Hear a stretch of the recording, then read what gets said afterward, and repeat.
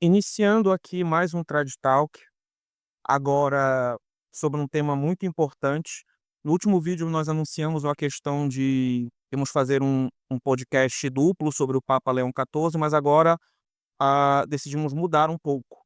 Vamos tratar sobre os erros do Vaticano II. Vai ser um vídeo longo, um vídeo extenso, por isso nós dividiremos em duas partes. Nós estamos vendo agora com o papado de Leão XIV que a divisão entre tradicionalistas e conservadores voltou mais forte do que nunca. E agora a defesa ao concílio também voltou mais forte do que nunca. Então agora, será que o Concílio Vaticano II tem heresias ou ele só tem erros? Vamos discutir tudo isso aqui. Então aqui conosco está o professor Nogueira, que já pode se apresentar e iniciar. Bem, André, obrigado aqui pelo convite. Eu já eu já gravei há muito tempo, há muitos anos, um curso online que está disponível na minha plataforma de curso, é gratuito, chamado A Atual Crise na Igreja. E ali eu abordo o que eu vou abordar hoje aqui, e que se baseia num antigo documento da Fraternidade Sacerdotal São Pio X, chamado Sinopse dos Erros do Vaticano II. Mas veja, eu me fundamento neste documento, mas não sigo completamente. Há partes em que eu me afasto dele e emito a minha opinião. Mas, antes de começar, é preciso entender o que são erros. Tá? Em que sentido se diz que houve erros no Vaticano II? Isso engloba mil coisas. Não só erros pastorais, não só erros que não chegam a atentar completamente contra a fé, mas até heresias mesmo, né. Eu costumo fazer uma distinção clara entre herege e heresia. O meu livro do Papa Herético já se lançou há 10 anos, eu reafirmo isso, eu afirmo isso. Uma coisa é dizer, apontar que em certo lugar, em certo documento, em certo evento, como o Vaticano II, há heresias. Outra coisa é dizer que os fautores dessa heresia são hereges. Há uma diferença, porque para que alguém seja formalmente considerado herege, é preciso que o magistério da igreja o admoeste 2 vezes. E se ele não se retrata, então o o va o magistério da igreja o declara herege formal. Nós não podemos fazer isso, não temos autoridade para isso, mas nós podemos e devemos sim, em defesa da fé, apontar os erros em geral e, em particular, aqueles que são ou heresia clara ou tangenciam a heresia, no sentido de temerários. Então é nesse sentido geral eu vou falar. Vou tentar abarcar o conjunto do Vaticano II, sem possibilidade, obviamente, de esgotar o assunto, porque é tão vasto o assunto, os documentos do Vaticano II são tão confusos em sua superfície que seria preciso 2 vidas inteiras para esmiuçar completamente esse conjunto de confusões que constitui o conjunto dos documentos do Vaticano II. A única coisa que eu quero reafirmar é que depois que ultrapassamos, conseguimos penetrar a bruma, a névoa da confusão destes documentos, nós vamos ver 2 coisas claras. Primeiro, que entre eles há perfeita conexão doutrinal, perfeita. E, em segundo lugar, que este conjunto doutrinal já foi proscrito pelo magistério da igreja anterior, né. Então, confusão, conexão e proscrição são as 3 notas principais do Concílio Vaticano II. Ele é confuso, mas ele é conexo e mas que isso ele já tinha sido previamente proscrito pelo magistério da igreja. Bom, a primeira coisa que ainda antes de arrolar os erros, é preciso dizer, falar da natureza ambígua do próprio concílio. Ele desde o início se diz pastoral. Ele desde o início diz que não vai condenar erros. Ele desde o início diz que não está reunido para definir novos dogmas, né, coisa que é estranhíssima, para dizer o menos, se trata de um concílio ecumênico, porque todo concílio ecumênico sempre se reuniu para resolver heresias, para condená-las, para definir dogmas contra essas heresias, etc. Mas, já além disto, o fato é que, depois de dizer-se puramente pastoral, ele emite 2 documentos auto-intitulados dogmáticos. Afinal, é dogmático ou é pastoral? Bom,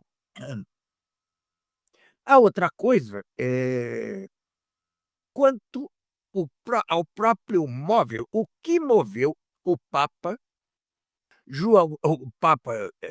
eh, João 23 a convocar este concílio, né. Ele disse que seria a continuação do Concílio Vaticano I, mas o seu ponto de partida já é falso, porque ele começa no discurso de abertura. O João 23 é o célebre discurso de abertura do concílio, em que ele diz que a providência divina, está nos conduzindo a uma nova ordem de relações humanas que se orientam para a realização de desígnios superiores e inesperados. Bem, além de ser claramente um discurso humanitário e não católico, isto é falso. O mundo estava às portas de uma nova e mais tremenda revolução, que é a revolução que nos assola hoje em dia, é a revolução sado-libertina, a revolução libertina, marcusiana, woke, como se queira chamar, né. Ela já estava às portas, já estava dando sinais de vida. Então é completamente falso, além de doutrinalmente problemático, falar de uma nova ordem de relações humanas que se orientam para a realização de desígnios superiores e inesperados. Qual é o desígnio superior que poderia haver na história humana?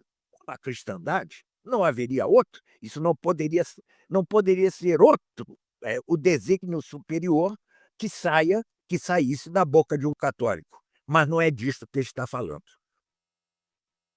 O segundo problema central do Concílio Vaticano II é a própria concepção que ele tem de magistério. O que é o magistério da Igreja? É aquele que exerce vicariamente a autoridade de Cristo. É, antes de tudo, o Papa ou os bispos em comunhão e sob o Papa. Isto é o magistério da Igreja, que será infalível se cumprir as chamadas 4 condições vaticanas, né, ou seja, se o Papa falar de sua cátedra, ex cátedra, se tratar de assuntos de fé, de costumes ou matéria conexa, se dirigir imperiosamente, e quarta condição, a todo o orbe católico. Se trata de algo relativo, por exemplo, a um continente, a um país, a um mosteiro, a uma ordem religiosa, ele não pode ser infalível. Tem de ser a todo o orbe católico. Mas, além disso, como insistia muito Pio XII, não devemos os católicos ser dóceis É, não somente aos documentos, às afirmações infalíveis do magistério. Até porque há infalibilidade extraordinária e infalibilidade ordinária. A infalibilidade ordinária, por magistério ordinário, é aquela que se dá por repetição de atos. Por exemplo, é, repetiu-se por vários mandatos pontifícios, por vários pontífices, que Santo Tomás de Aquino, né, é o doutor comum da igreja. Embora isso não tenha sido declarado extraordinariamente, a repetição de atos no tempo faz com que isto adquira caráter de infalibilidade, né. É o magistério ordinário infalível. Mas, além disso, o magistério autêntico, em geral, ele pode adquirir não só o grau de infalibilidade, de modo extraordinário ou ordinário, senão que pode adquirir o grau de certeza ou até de probabilidade, né. Isso depende da intenção de autoridade que deposita no documento o mesmo Papa, né. E nós devemos ser dóceis também a este magistério quando ele declara algo não só infalível, mas também com certeza ou com probabilidade. Se ele diz que algo é provável, devemos acatá-lo e dizer sim, este algo é provável. Né? De modo que o magistério autêntico, quando declara algo em qualquer grau de autoridade, requer do católico docilidade. Mas, para isto, é preciso que o magistério seja magistério, né. Se ele não impõe sua autoridade, senão que a depõe, então ele não exige absolutamente a docilidade do católico. Para que se dê esta imposição da autoridade, o magistério tem de saber-se docente com respeito a um corpo discente. O magistério tem de saber que é ele quem ensina, tem de repeti-lo e tem de ensinar a alguém que cuja fé só se consolida por este magistério, por esta docência magisterial. É, o Concílio Vaticano II vai inverter pela primeira vez na história, e de modo absolutamente equivocado, é, no mínimo tangente ao herético, contraditório com as decisões do Concílio de Trento e do Concílio Vaticano I, e vai pôr que o Espírito Santo não assiste, antes de tudo, ao magistério para que ele seja docente, senão que assiste ao conjunto do povo de Deus, embora caiba ao magistério certo papel de coordenação. Eh, o alguém já disse que, o magistério da Igreja do Vaticano II se reduziu ao papel de mediador de mesa de debate, de mesa redonda. É, ou seja, esta inversão do papel do magistério e de docente passa a mediador, tão somente, e a afirmação da infalibilidade do sensus fidei por assistência do Espírito Santo ao conjunto do povo de Deus, é doutrina equivocada e está na base, é o principal pilar, um dos 2 principais pilares, a meu ver, ou dos 3 principais pilares dos erros do Vaticano II. O primeiro é esse. O segundo, como veremos, é o destronamento de Cristo, o destronamento social de Cristo.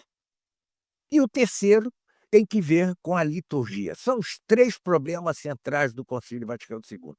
Mas é uma sucessão de problemas em cascata, tá.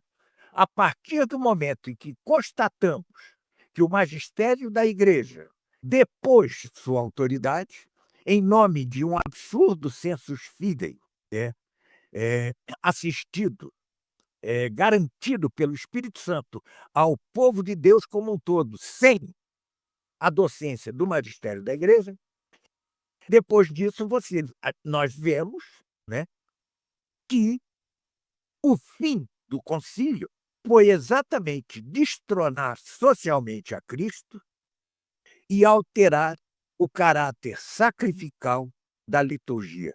São estes 3 pontos fulcrais os que caracterizam essencialmente o Concílio Vaticano II.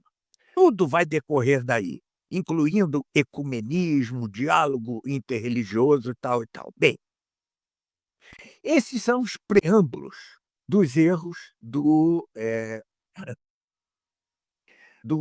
Vaticano II, a que se pode e se deve acrescentar a contaminação do pensamento católico pelo pensamento moderno. Mas como assim? É criticável a influência do pensamento filosófico sobre o pensamento católico? Não teria já acontecido isso com Aristóteles, por exemplo, ou com Platão? O problema não é esse, é que o pensamento moderno é intrínseca e essencialmente anticatólico. Então, esta influência que vai fazer com que se interrompa um progresso do tomismo que se vinha dando desde o estímulo da Aeterni Patris de Leão XIII e que atingia assim um ápice espetacular, por um lado com Santiago Ramírez, por outro com o padre Cornélio Fábio na metafísica, etc., interrompe-se, susta-se esse progresso do próprio tomismo que ia superando as debilidades e inflexões de 7 séculos para substituí-lo por um pensamento moderno que não só não é católico, senão que é anticatólico. Né?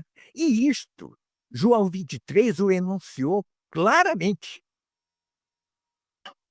Ele disse que a penetração doutrinal havia de ser feita em correspondência da mais perfeita fidelidade à autêntica doutrina, a qual, no entanto, deve ser estudada, atenção, e exposta por meio de formas de investigação e de formulação literária do pensamento moderno, de modo a que corresponda melhor a um ensinamento de caráter, sobretudo, pastoral. Na verdade, já o Papa Roncalli propunha uma doutrina condenada como herética por São Pio X, no Decreto Lamentabile, na Pascendi e por Pio XII, na Humani Generis. A aceitação do mundo moderno, assim como já nos Sílabos, né, e na Quanta Cura, se negava, né, o pensamento político moderno, se negavam os direitos humanos oriundos da Revolução Francesa, etc. Agora, com Pio X e Pio XII, negava-se a própria assimilação do pensamento moderno em geral.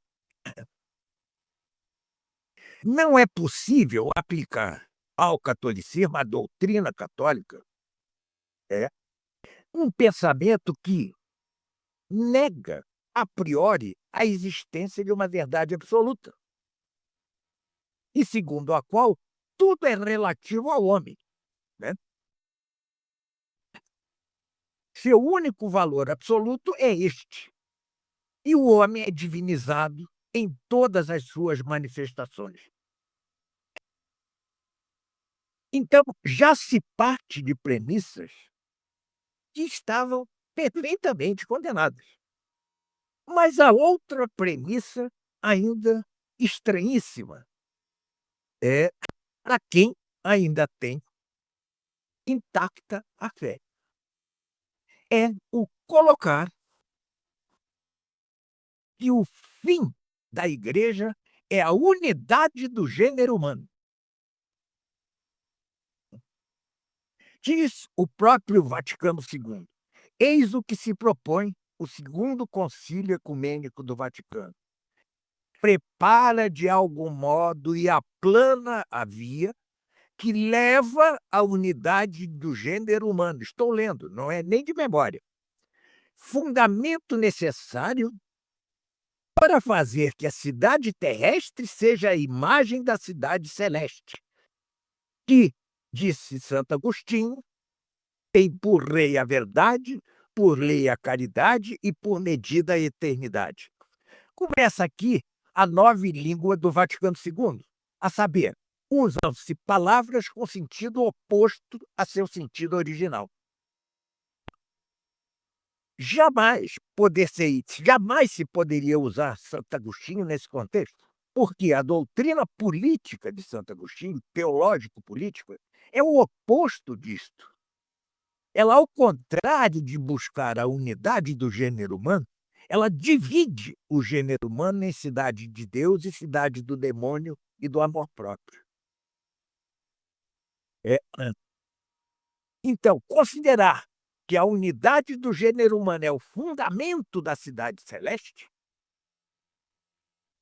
é, no mínimo, uma deformação clara do pensamento de Santo Agostinho. Clara.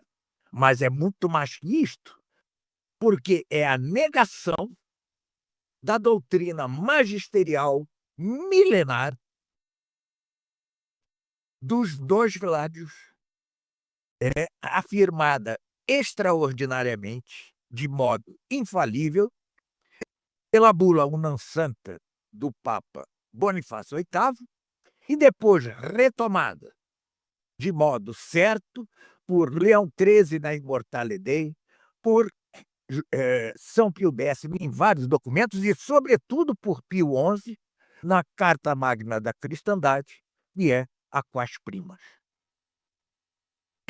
Na Terra, o objetivo é fazer crescer a cidade de Deus, mas, como dizia Santo Agostinho, jamais, até o fim da história, o trigo estará separado do joio.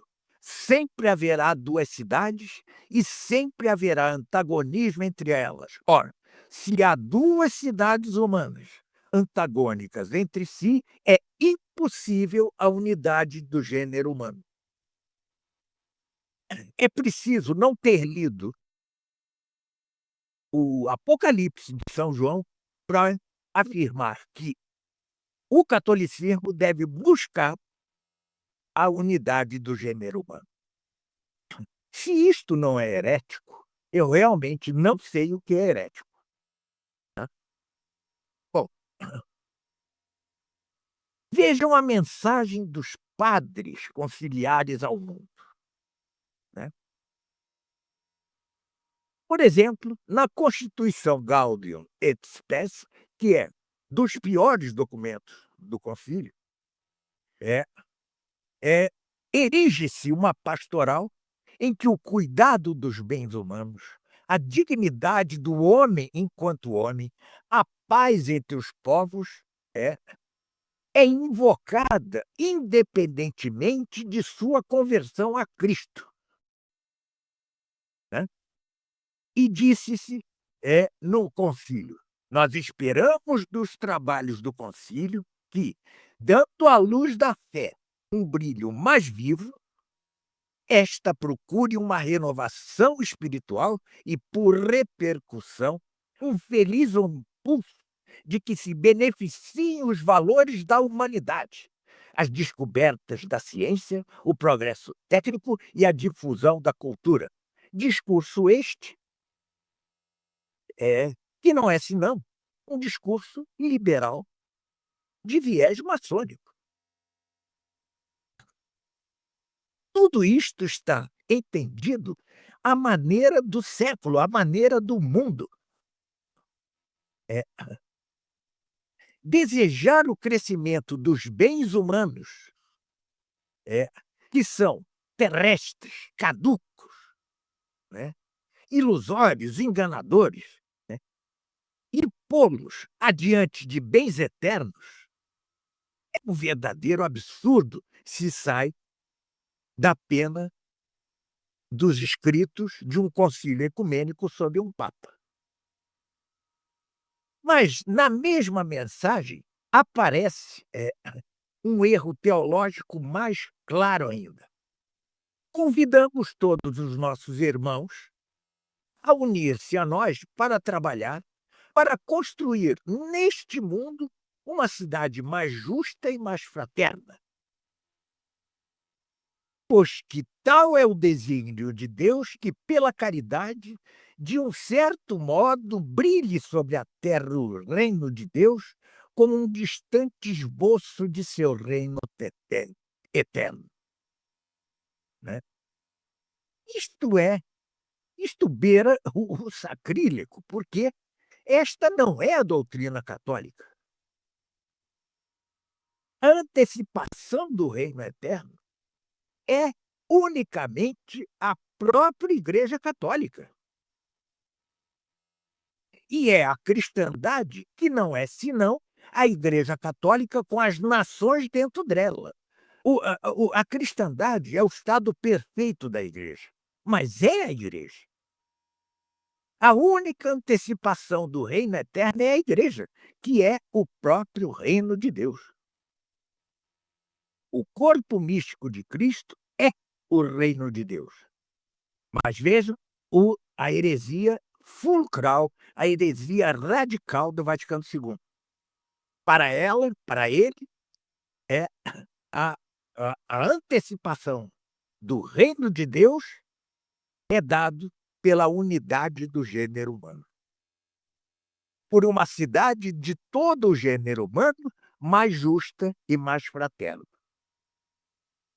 Hão de dizer, mas não pode então confundir-se uma coisa com a outra? Não estaria o concílio falando exatamente da igreja, mas com outros termos? Não, não está. Exatamente porque ele vai defender o ecumenismo. A unidade do gênero humano vai supor para o concílio a unidade das religiões, entre outras coisas, porque a unidade do gênero humano supõe não só a unidade das religiões, mas a unidade de todos os homens, sejam eles até ateus, sejam eles materialistas, sejam eles racionalistas, sejam o que forem. Né? Vamos, antes de apontar erros mais precisamente, ainda insistir em certas ambiguidades. Né? Então, na Constituição Dei Verbum, é amplamente ambígua quanto às fontes da revelação, sobre a inerrância da Sagrada Escritura e quanto à plena historicidade dos evangelhos. Tudo isto é exposto na Dei Verbum de modo insuficiente, pouco claro e perigoso. Com uma terminologia que se presta a interpretações opostas.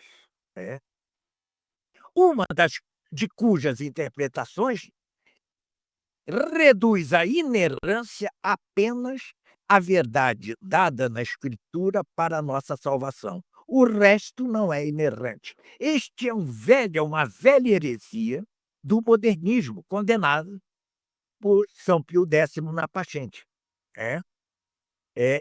A inerrância da Sagrada Escritura é absoluta. E como dizia Leão XIII, na Providentíssimos Deus, e como disse Trento, e como disse Vaticano I, Deus é o autor das Escrituras. Não pode haver uma vírgula errada. Não é só uma parte das Escrituras que é inerrante, é ela toda. E se algum erro surge, não terá sido senão devido a erro de cópia. Bom, então, esta ambiguidade da Dei Verbum permite quem já frequentou o ambiente em seminários católicos pós-concílio, sabe, eu já dei palestras, já dei cursos de uma semana em seminários, já dei aula durante 1 ano num seminário, e sei bem qual é o clima que existe lá. As interpretações, quando se trata de ambiguidade nos documentos do magistério do Vaticano II, em geral, levam à pior das interpretações diante desta ambiguidade, como é o caso das Sagradas Escrituras. É. Veja outro exemplo de contradição. O decreto Perfecte Caritatis, né? Que é acerca da renovação da vida religiosa. Ali se diz que a renovação da vida religiosa, renovação dos religiosos, em latim accommodatio, né? Supõe a volta contínua às fontes de toda a vida cristã, assim como a inspiração original dos institutos e, por outro lado, a correspondência ou adequação desses institutos às novas condições de existência. São duas coisas contraditórias: a volta às fontes e a adaptação, a adaptationem, em latim, às novas condições de existência, né? Por quê? As condições de existência do mundo são caducas, são passageiras. Então, como é possível que a volta às fontes, a inspiração original dos institutos, se dê concomitantemente e até graças à sua correspondência com as novas condições de existência? As condições de existência atuais são a de um mundo secularizado e laicizado. E isto não permite, senão que é um obstáculo para a referida volta às fontes. Outra contradição ou ambiguidade. Esta no artigo 79 da Gaudium et Spes. Ali se admite o direito dos governos à legítima defesa para defender os justos direitos dos povos.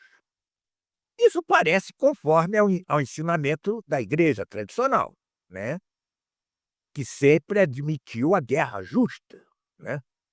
Mas isto foi no artigo 79. No artigo 82 da mesma Gaudium et Spes, condena-se absolutamente a guerra. Todo tipo de guerra, né? Sem exceção para a guerra defensiva ou justa, que 3 artigos antes acabara de ser justificada. Outro exemplo de contradição ou ambiguidade. Quanto ao latim, né, ele parece mantido e proclamado como língua litúrgica. E, de fato, no documento Sacrosanctum Concilium, né, se ordena a conservação do uso da língua latina nos ritos latinos. Mas, ao mesmo tempo, se concede à língua do país um lugar mais amplo, segundo as normas e os casos definidos pelo próprio concílio. Mas as normas de caráter geral que o próprio concílio estabelece atribuem às conferências episcopais a experiência de novas formas litúrgicas, né, uma competência praticamente ilimitada quanto à introdução da língua vernácula no culto, né? Ademais, há muitos casos em que o concílio autoriza o uso total, parcial, da língua nacional. Admite-o na administração dos sacramentos e nos ritos particulares, no batismo, que é feito nos países de missão, na ordenação dos padres, no matrimônio, nas orações do ofício divino, na liturgia solene da missa. Então, mais do que manter o uso do latim, a preocupação do concílio parece ser abrir para a língua vulgar o maior número possível de brechas, né? O que prepara o terreno para a sua vitória inegável e definitiva no pós-concílio. Isto quanto a contradições e ambiguidades. Poderíamos falar mais amplamente das omissões, Mas vou arrolá-las brevemente segundo este documento em que me baseio, né. No plano dogmático, omite-se, a condenação dos erros do século. Nada, zero. Segundo, ausência total da noção de sobrenatural e da correlativa menção ao paraíso. Falta, eh, um desenvolvimento mais específico a respeito do inferno, que só é mencionado muito ligeiramente na Lumen Gentium, no artigo 48. Não se faz menção ao dogma da transubstanciação e do caráter propiciatório do sacrifício da missa. É, é. Esta ausência se nota tanto no artigo 47 da Sacrosanto Concilium, como no artigo 106. Né? Porém, poderia também arrolar erros ou ambiguidades ou omissões no âmbito do pastoral. Ausência total dos conceitos católicos chaves quanto às relações entre igreja e Estado, quanto a indivíduo, quanto à cultura, quanto à família.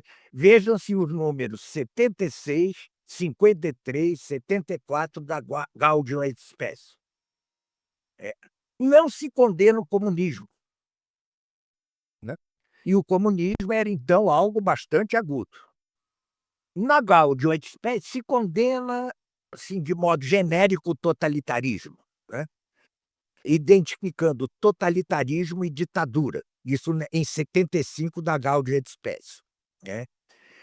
No artigo desta mesma Constituição de número 79, condenam-se ações como os métodos sistemáticos de exterminação de um povo, de uma nação, de uma minoria étnica, né?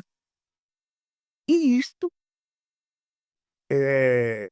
foi amplamente visto no século XX por comunistas fazendo países muçulmanos, etc., e nada disto é citado no documento. Tá? É uma omissão. É uma omissão.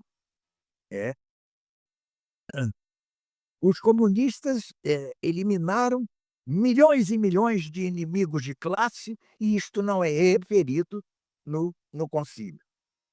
Bom,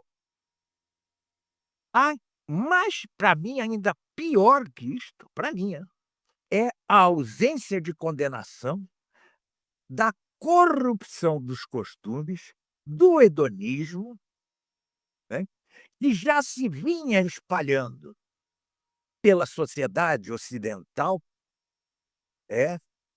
desde a Revolução Francesa, em ritmo acelerado.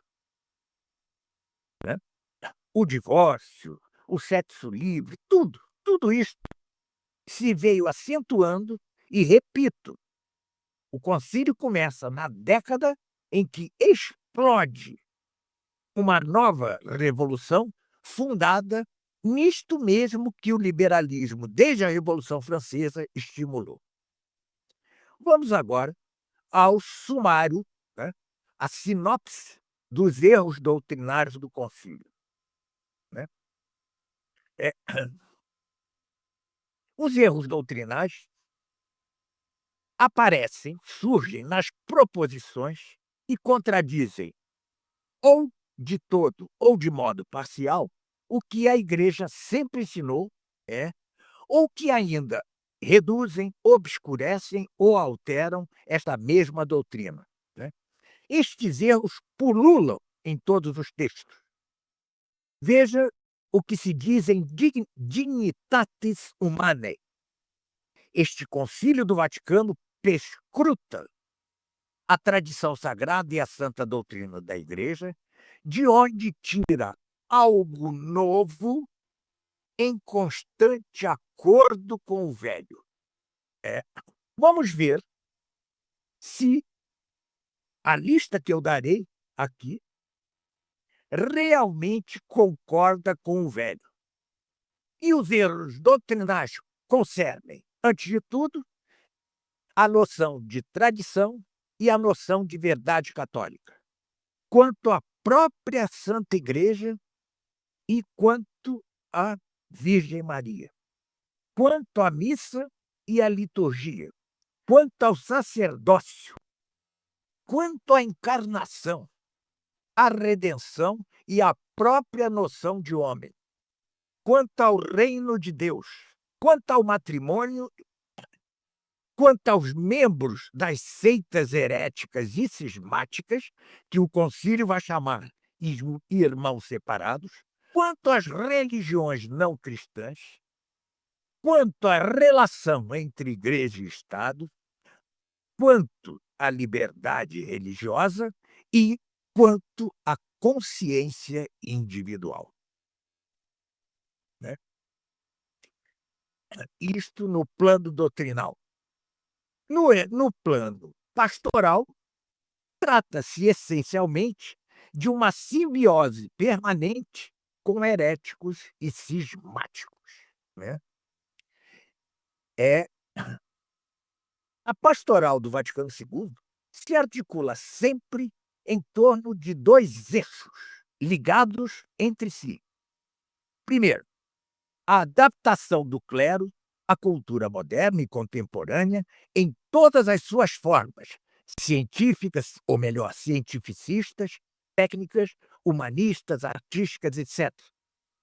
A colaboração ecumênica de padres e fiéis com os irmãos separados, com as outras religiões, mesmo as não cristãs, ao fim, com todos os homens, não para convertê-los à única e verdadeira fé, mas para concorrer com eles para o progresso e a unidade do gênero humano.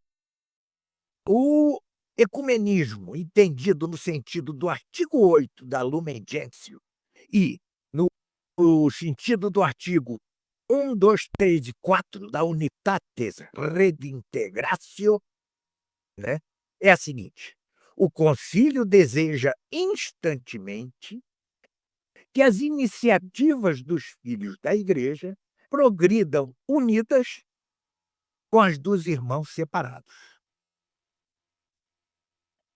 Isto foi acolhido, posto em prática durante o próprio concílio, né? E temos, então, erros de pastoral concernentes à interpretação e significação do mundo contemporâneo, quanto a aspectos da liturgia, quanto ao estudo e o ensino de doutrina, quanto à formação de religiosos e seminaristas, quanto às diretivas dadas aos missionários, quanto ao apostolado dos leigos, quanto, enfim, à modernização da educação. Bem, depois desses preâmbulos, se você quiser dizer alguma coisa, André, diga, tá? Pode me interromper, tá bom? Não, tudo bem. Pode seguir. Se eu tiver alguma coisa, eu vou falar. Então vamos começar pelos erros concernentes à tradição católica e à verdade católica. Vejam o que se diz na Dei Verbum número 8.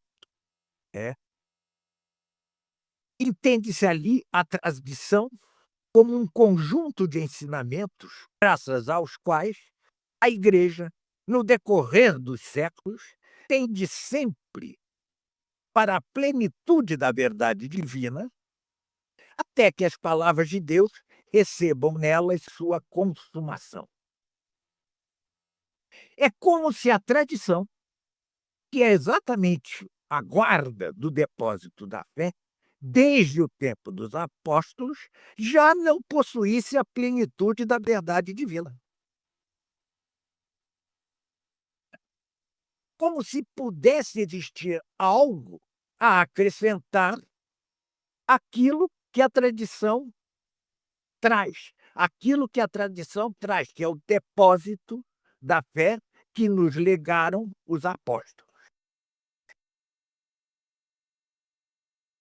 Há, ademais, uma afirmação absurda e contrária, a toda e qualquer tradição e ao próprio senso comum, segundo a qual a Igreja deve submeter-se a uma reforma permanente, que deve implicar ainda a maneira de enunciar a doutrina, que é preciso distinguir com cuidado do depósito da fé.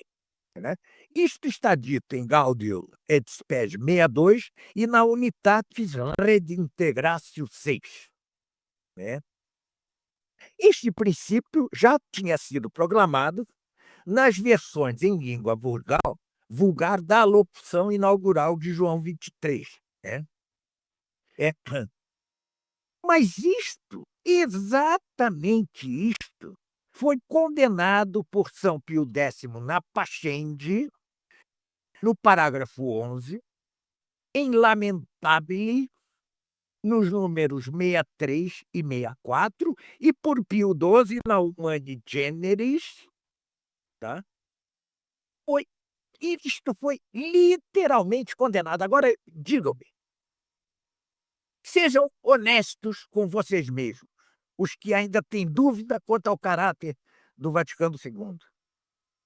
Algo que foi condenado pela Pascendi, pela Lamentabili e pela Humani Generis.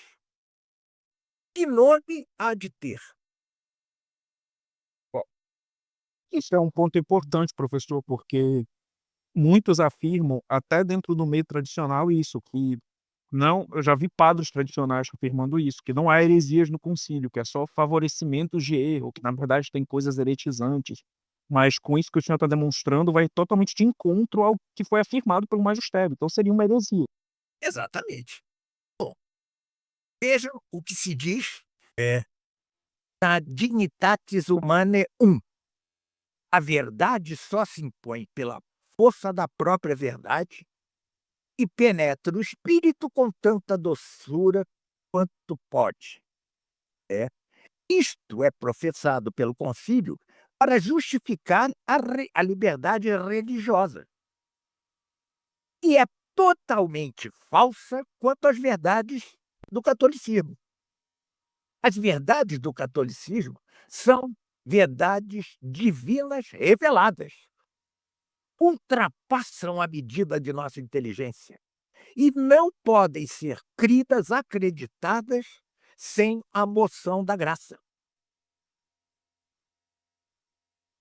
Além do mais, esta afirmação nega efetivamente as consequências do pecado original quanto à nossa inteligência e à nossa vontade, que se viram enfraquecidas, feridas por este mesmo pecado e suas sequelas, e por isso se inclinam ao erro. Vejamos agora os erros concernentes à Igreja e à Nossa Senhora. Uma falsa noção de igreja é por meio do conceito perigosíssimo de subsistit in. Subsiste em. A igreja já não é concebida como a única e verdadeira igreja de Cristo. Já aqui escreveu o concílio em Lumen Gentium 8. E, além disso, o repete em Dignitatis Humanae 1 e em Unitatis Redintegratio 3. Escreveu-se ali esta absurdidade. A Igreja de Cristo subsiste na Igreja Católica, assim como subsiste pelo dom de Deus em múltiplos elementos de santificação e de verdade que são exteriores a ela. É a mesma doutrina que veremos em Ad Gentes quanto ao Semina Verbi. Ali, eu vou voltar a isso, é a doutrina do Semina Verbi, que é um abuso de uma doutrina filosófica de São Justino Mártir. São Justino Mártir dizia corretamente ou não, eu creio que não, mas dizia que havia semente do verbo na filosofia grega. Extrapola-se essa noção para as religiões não cristãs e disse absurdamente, como voltaremos a ver, hereticamente, que há duas maneiras de conduzir a Cristo, ou seja, a salvação. Primeira, a pregação do evangelho, correto. Segundo, os semina verbi, as sementes do verbo que existem nas religiões não cristãs. Não há sementes do verbo. Há restos da demolição do verbo pela heresia. Mas voltarei a isto. Afirmar isto, que a Igreja de Cristo subsiste na católica, na Igreja Católica, e em múltiplos elementos de santificação e de verdade exteriores à Igreja Católica, supõe afirmar contra um dogma de fé, e o que vai contra um dogma de fé é heresia, supõe que pode haver salvação para as almas fora da Igreja Católica, a qual, por isso mesmo, deixa de ser o único meio de salvação, já que os grupos ou comunidades cismáticos e heréticos também são instrumentos de salvação. Isto está dito no número 3 da Unitatis Redintegratio. Ali, os hereges e cismáticos, suas comunidades, são chamadas instrumento de salvação, apesar de suas deficiências, porque, segundo o número 3 mesmo da Unitatis Redintegratio, o Espírito Santo não se recusa a servir-se delas como meios de salvação, cuja força deriva da plenitude da graça, etc. Não. Isto tudo foi confiado à Igreja Católica. Inclusive, professor, só uma coisa, o tem condenado no sílabus, na afirmação 17, pelo menos deve-se esperar bem da salvação eterna daqueles todos que não vivem na verdadeira igreja de Cristo. Ou seja, essa afirmação é condenada. Ou seja, não podemos esperar bem da salvação eterna. Isso está condenado. O que há de aparência de igreja verdadeira nessas comunidades é resto de demolição, entendeu? É resto de demolição. Ali já não corre, né, a seiva da graça, a não ser individualmente, e ainda assim, apesar da religião falsa em que este indivíduo está instalado. Falou que extraordinariamente podem salvar-se membros de grupos heréticos ou cismáticos, ou seja, que não estão no corpo da igreja, porque na hora da morte, a graça faz esta alma individual entrar para a igreja na hora da morte, ou melhor, entrar, como dizia São Pio X, a alma da igreja, ou seja, entrar para o Espírito Santo. Ou seja, se salvam pessoas que não estão no corpo da igreja, é apesar das suas comunidades heréticas ou cismáticas.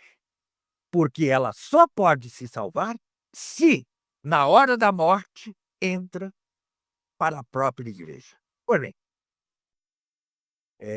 a igreja passa, então, de único meio de salvação para um meio geral de salvação. Isso está também no mesmo número 3 da Unitatis Redintegratio.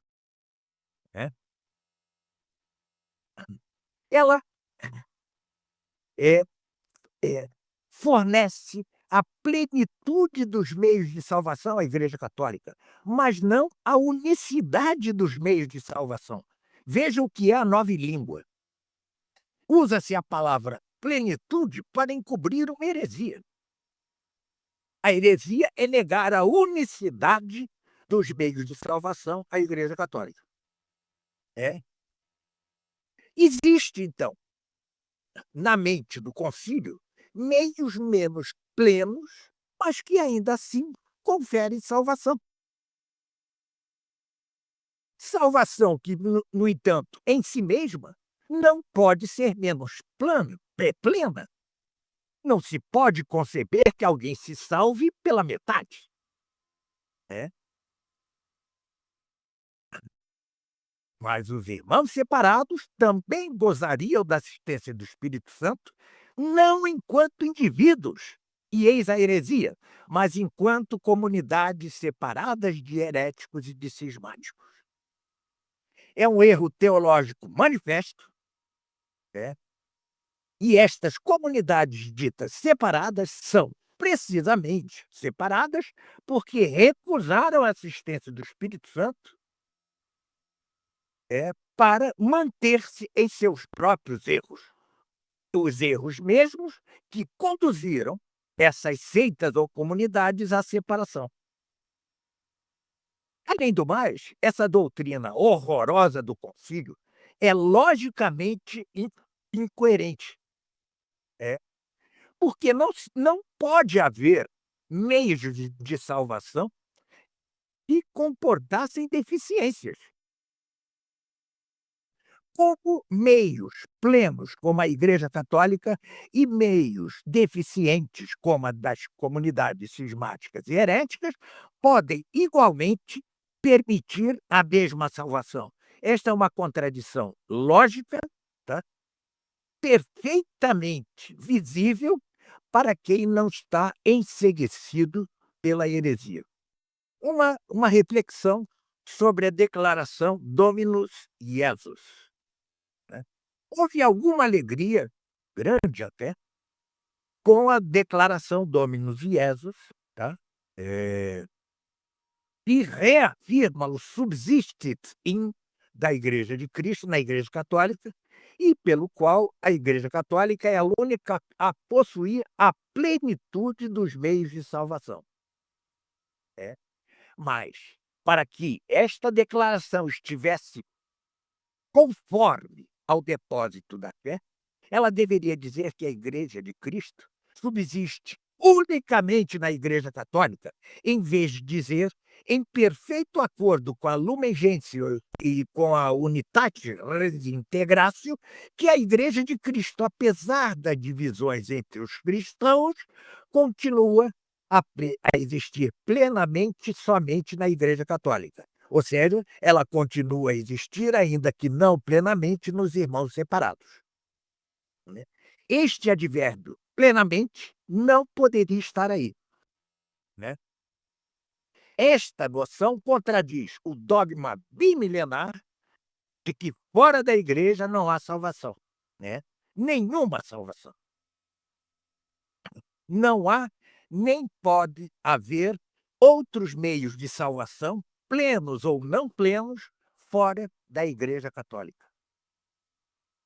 Fora da Igreja Católica não há possibilidade de salvação, senão individual, e ainda assim, porque sendo, então, a pessoa um eleito de Deus, ele é introduzido na alma da Igreja Católica na hora da própria morte e apesar do grupo herético ou cismático a que pertencia durante a vida. Além disso, tanto o Vaticano II como a declaração Dominus Jesus tendem a aplicar este erro doutrinal, que é gravíssimo, a não só as comunidades heréticas ou cismáticas, mas as religiões não cristãs, com a noção exatamente de semina verbi. A noção de sementes do verbo se encontraria nestas religiões. Compare-se Lumen Gentium 17, Gaudium et Spes 36, Nostra Aetate 2 e Ad Gentes 1,18. Os elementos de verdade de santificação supostamente presentes em tais comunidades heréticas ou cismáticas têm, então, paralelo nas sementes do verbo nas religiões não cristãs. Então, haveria sementes do verbo no paganismo antigo, em todas as religiões que se querem reveladas.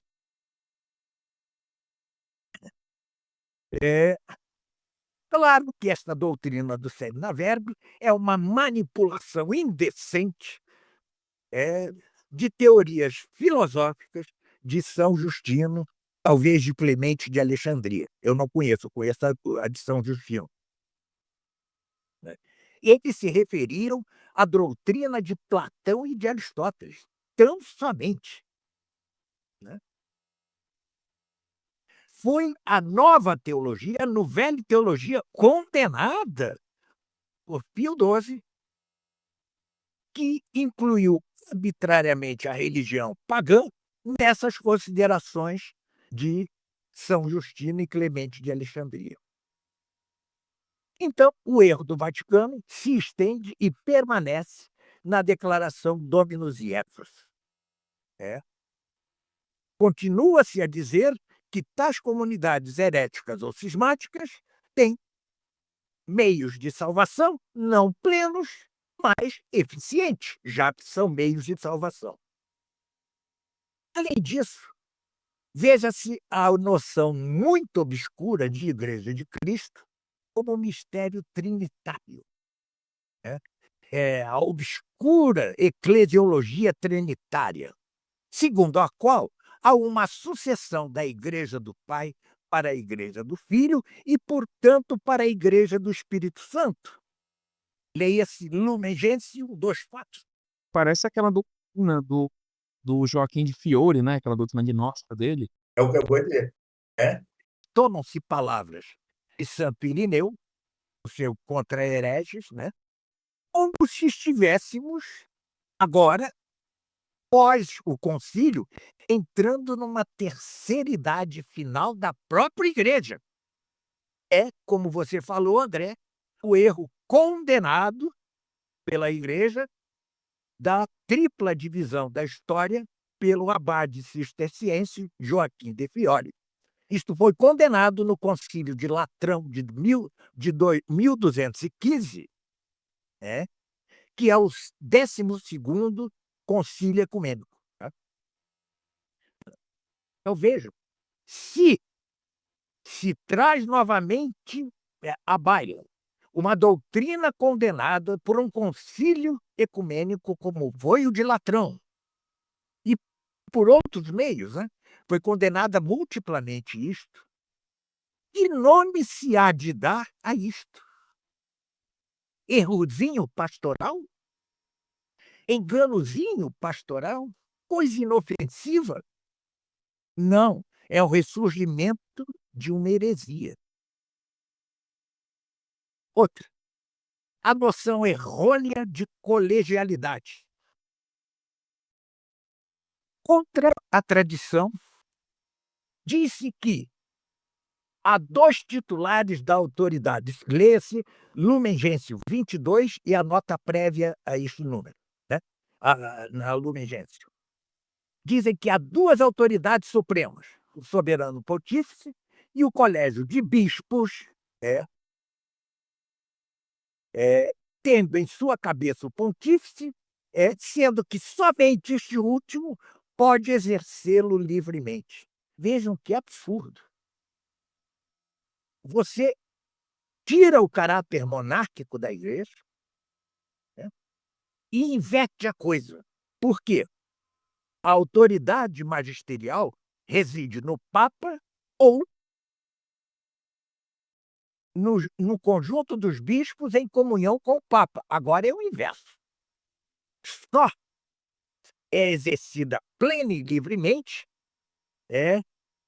pelo colégio dos bispos, não pelo soberano pontífice. Além disso, implica isso o desaparecimento da responsabilidade pessoal do bispo em sua diocese, que é substituída pela responsabilidade coletiva das conferências episcopais. Veja-se o documento Christus Dominus, número 37.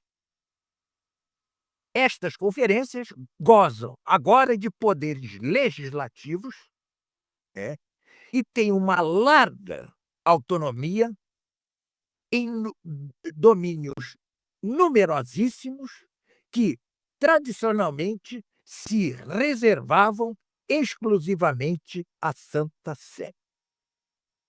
É. Vejam agora o artigo 7º da Constituição Lumen Gentium, e é consagrada a noção de corpo místico de Cristo. Lê-se ali: o Filho de Deus, na natureza humana a qual está unido, alcançando a vitória sobre a morte por sua morte e sua ressurreição, resgatou o homem e o transformou para dele fazer uma nova criatura. Parece que aqui se considera a redenção como de cada homem como já tendo existido, já se deu a redenção. Declara-se claramente que o homem foi transformado em uma nova criatura, não porque creu, acreditou em Cristo, não porque se converteu, não porque se fez cristão pela moção do Espírito Santo, não por sua fé, não por suas obras, não pela graça, né? Mas pelo próprio fato da encarnação, pelo fato mesmo do sacrifício e mais, pela própria ressurreição de Cristo. Então, o corpo místico seria formado por novas criaturas, redimidas assim. Este é o erro da redenção objetiva e anônima, que foi o cavalo de batalha da Nouvelle Teologia, que abstrai completamente a noção de livre-arbítrio, de fé, de mérito, de obras, etc. É que, na verdade, como se vê em Lumen Gentium 1, quer-se assimilar o corpo místico de Cristo ao gênero humano. Outra noção absurda é a do povo de Deus e não como corpo místico de Cristo. Esta definição de povo de Deus toma a parte pelo todo. Ou seja, toma o povo de Deus, que São Pedro menciona em sua primeira encíclica, pela totalidade da igreja, quando se trata de mera expressão de louvor dirigida por São Pedro aos fiéis convertidos do paganismo. Diz ele, São Pedro: vós que outroras não erais seu povo, mas agora sois povo de Deus. Esta visão de povo de Deus conduz a uma visão democrática, comunitária, visão estranhíssima à tradição católica, mas muito próxima do modo de sentir dos protestantes. Ademais, esta definição inclui, na noção de povo, a hierarquia, cujos elementos são considerados membros do povo de Deus, veja-se Lumen Gentium 13, e, a este título, participam com o povo do corpo místico de Cristo. Sobrepõe-se a falsa noção de povo de Deus à noção ortodoxa do corpo místico, de corpo místico. O corpo místico, então, é parte do coletivo representado pelo povo de Deus. Então, nesta perspectiva, o sacerdócio perde o sentido autêntico. Passa a ser o sacerdócio uma simples função do povo de Deus, exercida sob duas formas: o sacerdócio comum dos fiéis e o sacerdócio ministerial ou hierárquico. Voltarei a isto. Há ainda o obscurecimento da noção de santidade da igreja. Esta noção pertence ao depósito da fé. Lê-se em Lumen Gentium 8.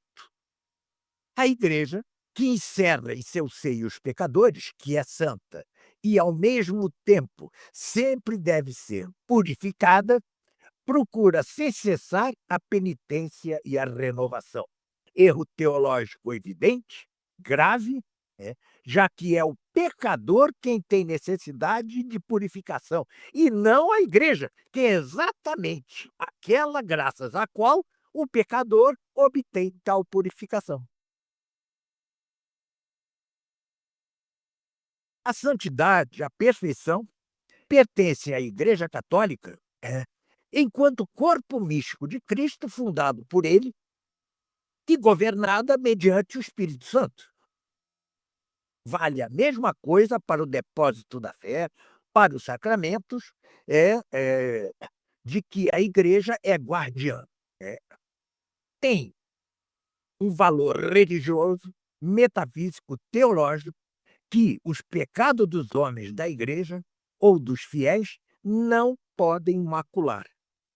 Então, é completamente errado escrever que aqueles que se confessam se reconciliam com a Igreja que seu pecado tinha ferido, ou que a Igreja é aureolada por uma santidade verdadeira, mas imperfeita. Estes dois absurdos estão ditos em Lumen Gentium 11 e 48. Ela é aureolada, a igreja, por uma santidade verdadeira, mas imperfeita, por causa do pecado que a fere continuadamente. Ora, o pecado ofende a Deus, é, mas fere e, portanto, prejudica não somente aquele que o comete. E isto é tanto assim que a pena não é aplicada à igreja, mas tão somente ao pecador, tanto no juízo particular, individual, como no juízo final.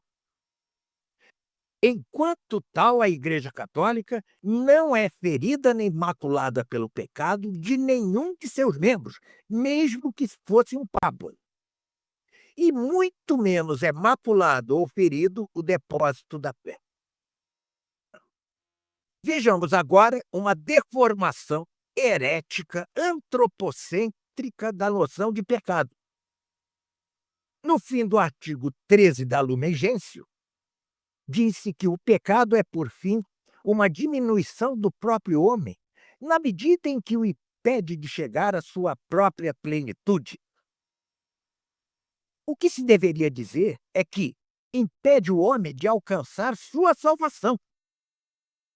É como se a plenitude do homem, né, a ausência de contradições consigo, fossem valores principais e constitutivos da noção de pecado, que, ao contrário, que não diz o documento, é ofensa feita a Deus, pela qual merecemos a mais justa punição, incluída a danação, a condenação eterna.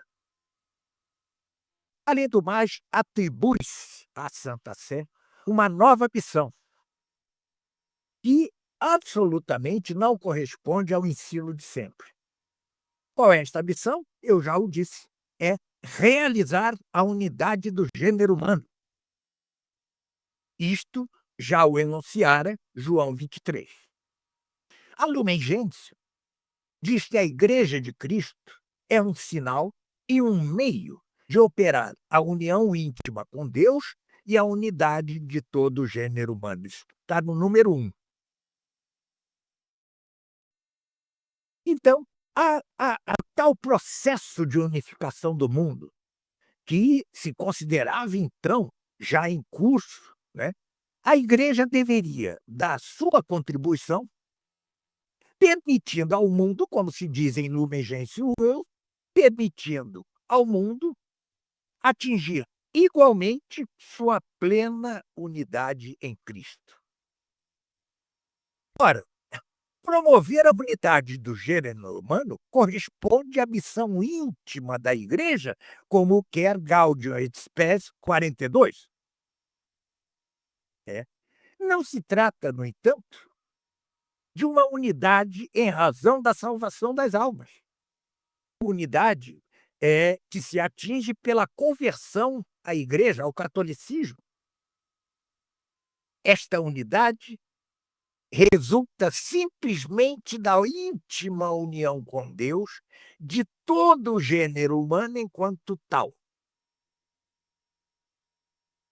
Esta noção, que aparece em textos do concílio, é uma reinterpretação heterodoxa própria da Nouvelle Teologia, dos dogmas da encarnação e da redenção, subvertidos ao ponto de se retirar deles uma noção objetiva, entre aspas, da redenção, que se realiza graças à encarnação em todos os homens, independentemente de sua vontade, independentemente de sua fé, como se fossem cristãos anônimos.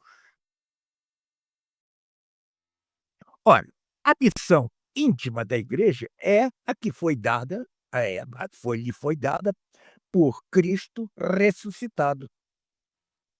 Ide e ensinai a todas as gentes, ou seja, a todos os povos ou nações, batizando-os em nome do Pai, do Filho e do Espírito Santo e ensinando-lhes o que vos tenho ensinado. Ou seja, a missão íntima da igreja é converter a Cristo as nações.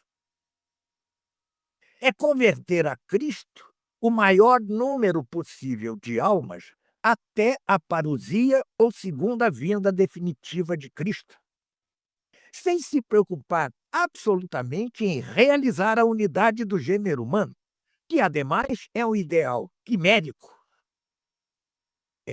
perversamente anticristão. Isto implica uma doutrina maçônica de divinização do homem. É uma importação da filosofia iluminista e da franco-maçonaria. Como denominaríamos isto, André? Pequeno erro pastoral? Eu acho que seria heresia. Pois é. Vejam agora a Lumen Gentium 58. Segundo ela, a Santíssima Virgem progride no caminho da fé, como se ela não tivesse sabido, depois da Anunciação, que Jesus era o Filho de Deus, consubstancial ao Pai, o próprio Messias anunciado. Como chamar isso? Leve escorregão pastoral? Redução insuficiente da igreja. É a redução da igreja a seu aspecto unicamente sociológico, descritivo. Como diz a Dignitates Humanae 13, a igreja é uma associação de homens, com o direito de viver na sociedade civil segundo os preceitos da fé cristã. Então, lança-se à lata do lixo a natureza de sociedade perfeita, segundo instituição divina e segundo o fim supremo a que ela tende. Como dizia Leão XIII na Immortale Dei, seu poder, sua potestade, a da igreja, é muito superior a todas as outras e não pode ser considerada inferior ao poder civil, nem lhe ser submetido de modo algum. É a doutrina tradicionalíssima do primado e da potestade da igreja sobre a sociedade civil e não o inverso. Uma observação infelizmente, ao longo do século, essa doutrina que eu acabo de enunciar veio sendo deformada. Ela é afirmada dogmaticamente por Bonifácio VIII, com a doutrina dos dois lares, é recuperada por Leão XIII na Immortale Dei, reassumida pela influência do cardeal Pio de Poitiers, por São Pio X, em vários documentos, e atinge o ponto culminante com a Quas Primas de Pio XI, onde se lê que Cristo tem poder executivo, legislativo e judiciário até sobre as nações não cristãs. É, mesmo em meu meio, que é o meio católico tradicional, até hoje persistem dúvidas quanto a isso. Mas não há que ter dúvida. Não é não é que se trate de um poder indireto da igreja, não é isso.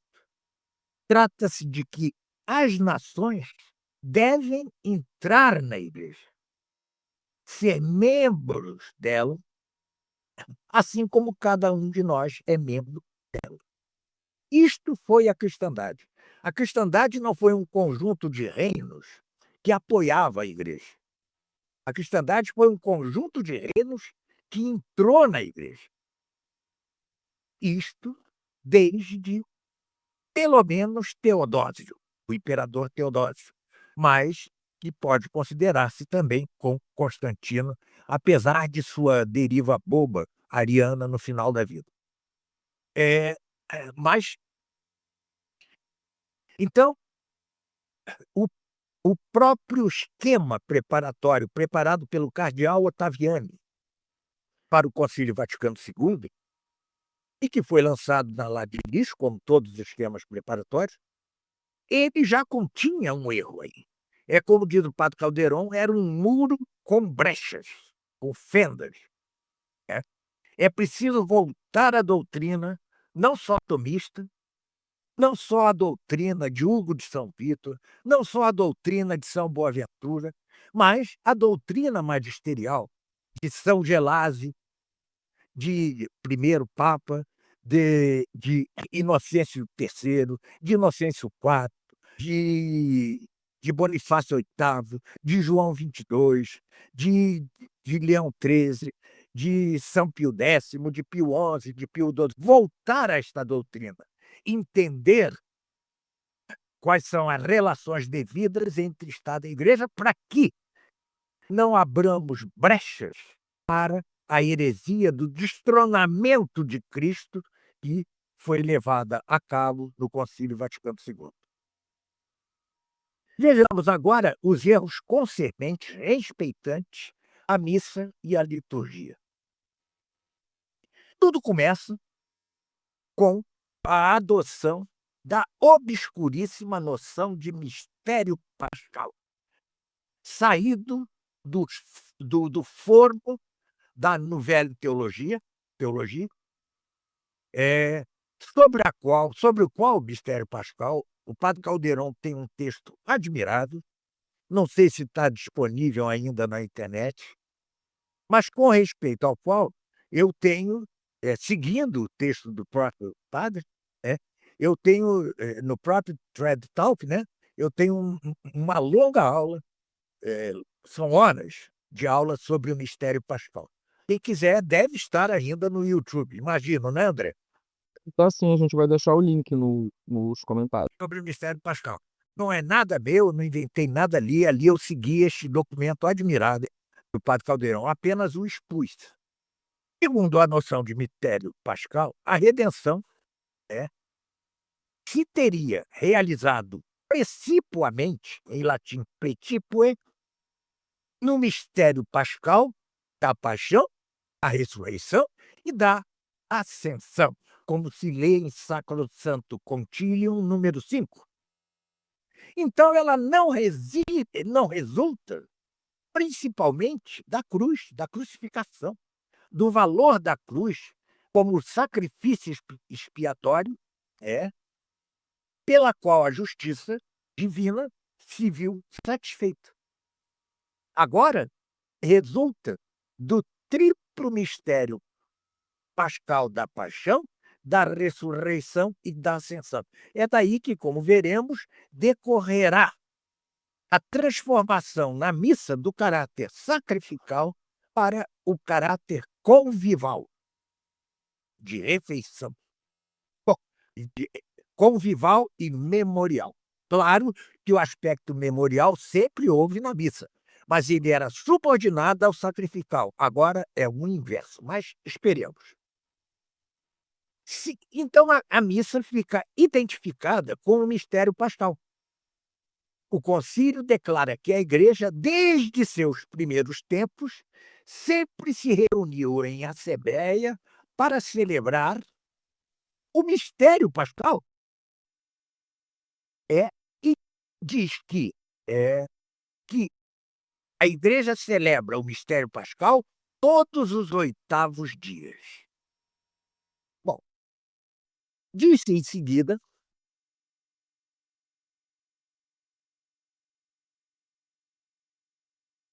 tratados no mistério pascal de Cristo. Não se diz o que deveria dizer, que é Cristo que faz os homens entrar na Igreja. Como se o mistério pascal fosse a mesma coisa que a Igreja ou o corpo místico de Cristo. É noção vaga, irracional, indeterminada, que por isso mesmo é que permite alterar o significado da redenção e da própria missa. Com o ocultamento da natureza sacrificial e expiatória da mesma missa, acentuando a ressurreição, a ascensão, o Cristo glorioso, contra o dogma de fé afirmado em Trento. Que nome se há de dar a isto, André? Um deslize pastoral? Além do mais, temos a definição reticente, incompleta, ambígua, da missa como refeição durante a qual se recebe Cristo, e memorial da morte e da ressurreição. Morte e ressurreição colocadas no mesmo plano, sem absolutamente nenhuma menção do dogma da transubstanciação e do caráter sacrificial e propiciatório da missa. Leia-se o número 47 da Sacrosanto Concílio. Este silêncio criminoso implica que esta definição mesma caia sob a condenação solene do Papa Pio VI em 1794. Então, o Papa Pio VI condena esta definição como perniciosa, infiel à exposição da verdade católica sobre o dogma da transubstanciação e favorável aos heréticos. Isto está na Constituição Apostólica Auctorem Fidei, no Denzinger 1529-2629. Introduz, além do mais, uma falsa concepção de missa, que servirá depois de fundamento à nova teologia desejada, querida pelo concílio. E é mediante isto que os erros da nouvelle teologia, da nova teologia, continuam a chegar aos fiéis. É inegável a cor protestante desta definição de missa. E ela se torna ainda mais clara, essa tinta protestante, essa cor protestante, no artigo 106 da Constituição Sanctorum Concilium. A Igreja celebra o mistério pascal todo o 8º dia, que com justeza é chamado Dia do Senhor ou domingo. De fato, nesse dia, os fiéis devem reunir-se para que, ouvindo a palavra de Deus e participando da Eucaristia, se lembrem da paixão, da ressurreição e da glória do Senhor Jesus e rendam graças a Deus. O próprio texto latino já mostra que o fim da missa é o memorial e o louvor. Veja-se Ad Gentes 14. Ali se diz que os catecúmenos participam da Santa Missa querendo dizer que eles celebram com todo o povo de Deus o memorial da morte e da ressurreição do Senhor. Então, a Santa Missa se reduz absolutamente a memorial da morte e da ressurreição de Cristo, celebrada por todo o povo cristão, incluindo os catecúmenos. Apagou-se completamente toda e qualquer menção ao sacrifício renovado incruentamente para expiação e perdão de nossos pecados. Nestes artigos que eu acabo de referir, já se encontra a definição de missa, que depois será dada pelo artigo 7º do Institutio Novi Missalis Romanae, que ainda está em vigor, é de 1969. Qual é a definição? A ceia do Senhor ou missa é a santa assembleia ou reunião do povo de Deus que se reúne sob a presidência do padre para celebrar o quê? O memorial do Senhor. Na época, essa definição provocou protestos, né? Que foram inúteis, né?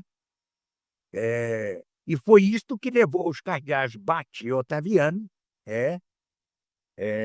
a acusar nisto um caráter manifestamente protestante ou herético.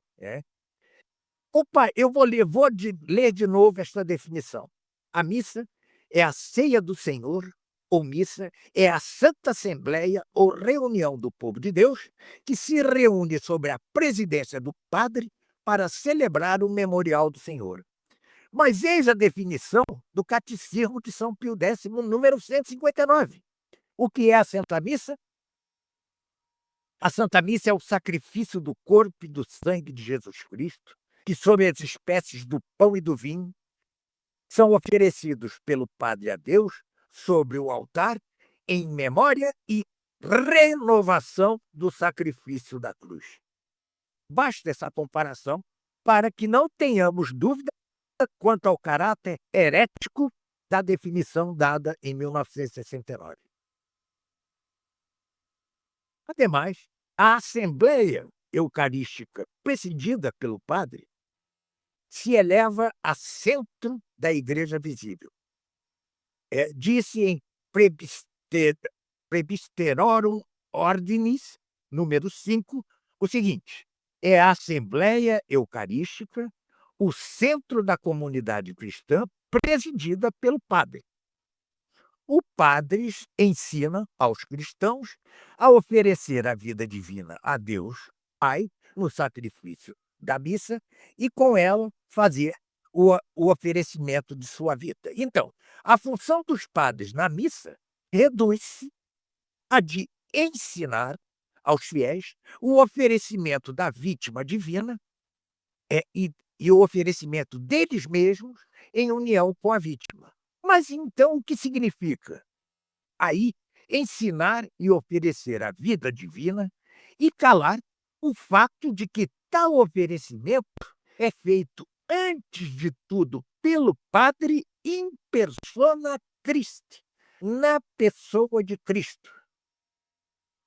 É o oferecimento dos homens pecadores, que é feito para expiação dos pecados e que depende da aceitação de Deus. Então, vê-se aparecer aí, nesta nova definição de missa, a ideia de concelebração, ideia protestante, de concelebração do padre e do povo, que foi condenada expressamente pelo magistério pré-conciliar, como voltarei a dizer, ideia que se funda sobre a falsa concepção, que é protestante, segundo a qual os fiéis já são todos padres depois do batismo. É o sacerdócio comum. Não há verdadeira distinção entre sacerdócio dos fiéis e sacerdócio hierárquico. Voltarei a isto. A abusiva exaltação da santa sinapse sempre foi condenada. E, mais expressamente e mais recentemente, pela encíclica Mediator Dei. Ora, o que é assim condenado por vários documentos, e em especial pela Mediator Dei, deve receber que nome?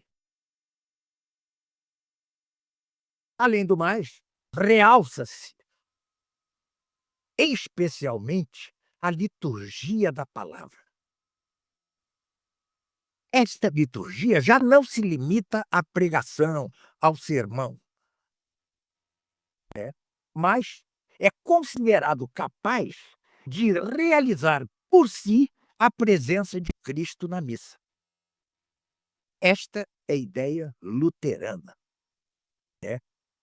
No documento Sacrosanto Concilium 7, está dito que Cristo está presente em sua palavra, porque é ele quem fala quando se lêem na igreja as Sagradas Escrituras. Diz ali: a palavra é um dos sinais sensíveis pelos quais a santificação do homem é significada e é realizada, vejam vocês, de uma maneira própria para cada um deles. E esta é a razão porque a necessidade de pregar a palavra vale especialmente para a liturgia da palavra na celebração, onde estão inseparavelmente unidos o anúncio da morte e da ressurreição do Senhor, a resposta do povo que ouve, que escuta, a própria oblação de Cristo, selando com seu sangue a nova aliança, e a comunhão dos cristãos nessa oblação pela oração e pela recepção do sacramento. Isto está em Presbyterorum Ordinis, número 4. E o que há que deduzir disto? Essa passagem é, no mínimo, como diz o documento da fraternidade, tortuosa.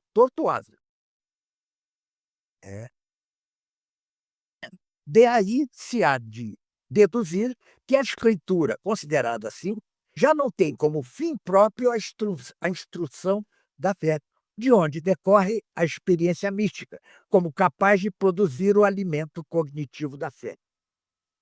É uma concepção irracional, de origem protestante, que está em desacordo com a fé, com o depósito da fé, e que leva a considerar a missa como um simples alimento espiritual do coletivo dos fiéis.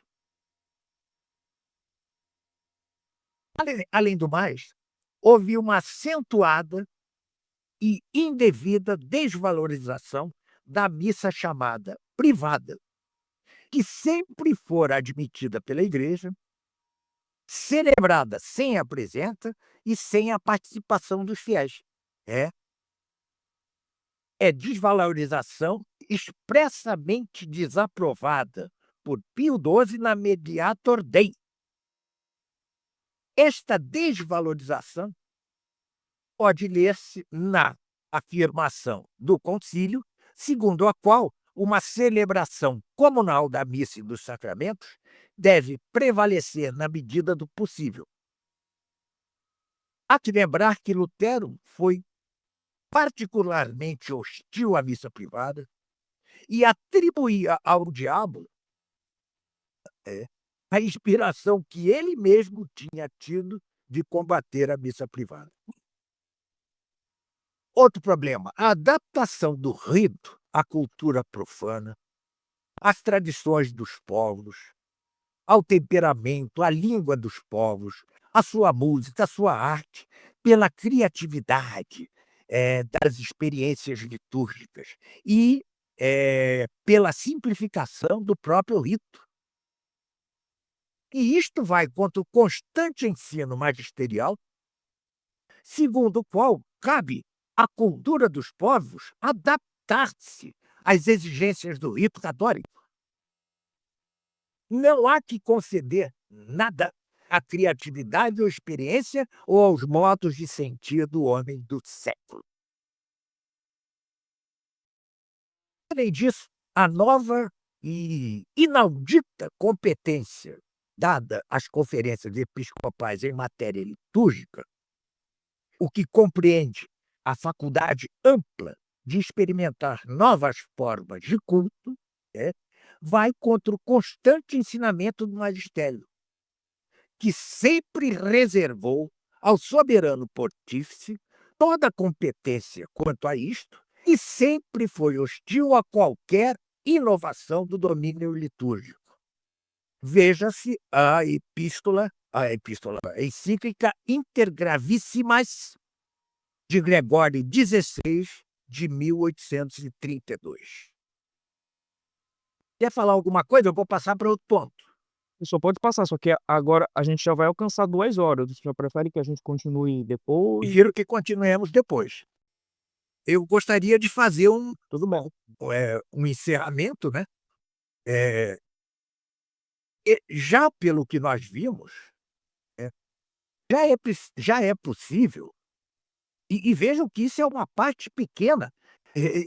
Nós conversávamos aqui e vimos, né, que seria preciso 2 podcasts, não é isso? Exatamente. Dividir em 2. Mas eu estou achando que serão necessários 3, se você aceitar, porque é muita coisa. Por mim, professor, esse já foi ótimo. Por mim pode ter quantos for necessário. Para que a gente possa dar uma visão a mais completa possível, o mais completa possível do assunto, né. Porque os que combatem, verdades tão evidentes, querem fazer crer que somos ligeiros, etc. Não, ligeiros são eles, porque, o que nós dizemos aqui está perfeitamente fundamentado. O caráter herético, heretizante, de muita coisa do concílio se prova pela condenação dessa mesma muita coisa, condenação expressa pelos papas anteriores, por concílios anteriores. Não é possível infringir, o princípio primeiro do pensamento humano, que é o princípio de contradição, de não contradição, e dizer que, embora isto esteja condenado pelo magistério anterior, não é exatamente heresia. Isto é ferir, eh, isto é ferir o princípio de não contradição.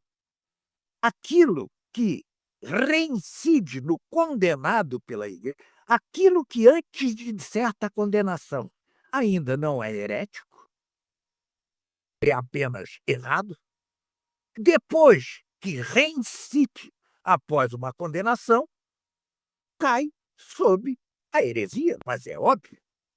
Exatamente a condenação é o que faz que um erro deixe de ser mero erro para ser heresia, tá. É,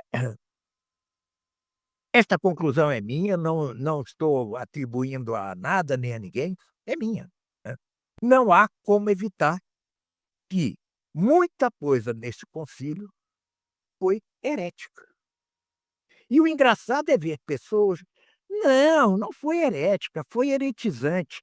Olha, você conformar-se a um concílio heretizante é uma ofensa a Deus, não.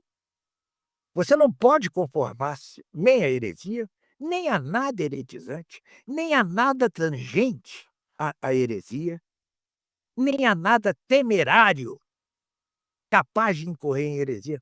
Nada disso pode ser, justificado. E por que os erros do concílio são pastorais, é descabelado, é um despropósito, é uma mentira formal diante de tudo isso que eu estou dizendo aqui.